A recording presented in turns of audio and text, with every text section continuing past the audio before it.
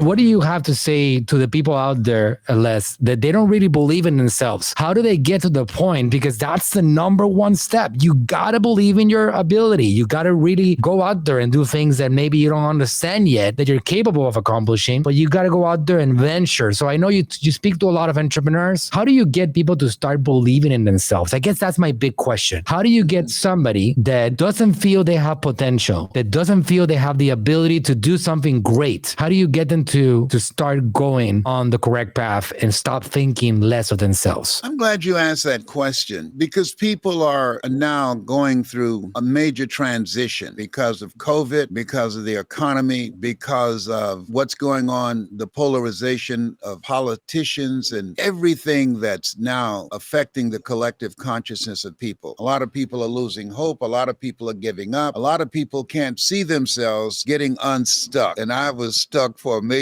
period of my life. What happened for me when I heard Mr. Washington's words, they impacted me. And I attached myself to him. He taught me three things that I think is very important. He said, number one, and this is particularly when people are struggling to believe in themselves, he said, you don't get in life what you want, you get in life what you are. And he taught me the value of reading a minimum of 30 or 40 pages of something that's inspiring every day. And the next thing he said that was very important, he said, you were born to be a winner, but we have been programmed in this culture to fail. And you can't fit a big dream into a small mind. So you have to work on your mind to expand your vision of yourself. The next thing that he said, practice the principle of OQP, only quality people. There's a professor at Harvard University. He did a study on your reference group. And this study indicated whoever you are around, the closest people to you, they impact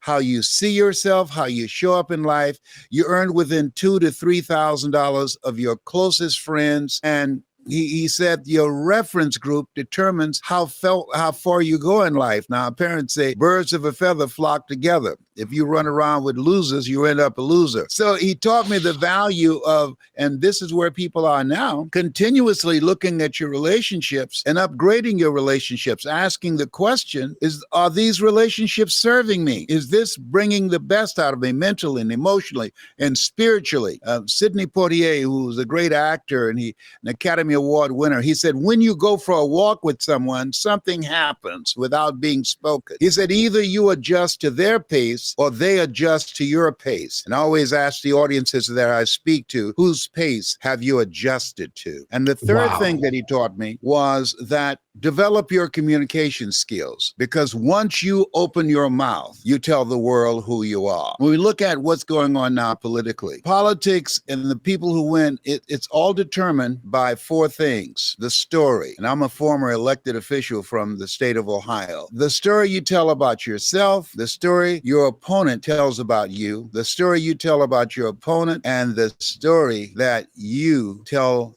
about them and what you're going to do that's going to affect the change where you are. That story. Whoever's the best storyteller, because people don't buy from you, they buy into you. They don't buy your ideas. Off the top, they're looking at who are you? What do you have? Why should I care? And why should I believe you? Why should I trust you? And so when we speak, when we communicate, your program, teaching people how to market themselves, how to grow their businesses, how to show up in the economy that's called the distraction economy. Your show is very important because a lot of people and a lot of businesses are failing today because they're coming up in this space using ideas and strategies that worked yesterday that won't work today. This is why Peter Drucker said that we must be willing to unlearn, learn, and relearn if we want to become successful. And that's why your program has been a cutting-edge platform to help individuals and organizations and business people be able to take their success to the next level.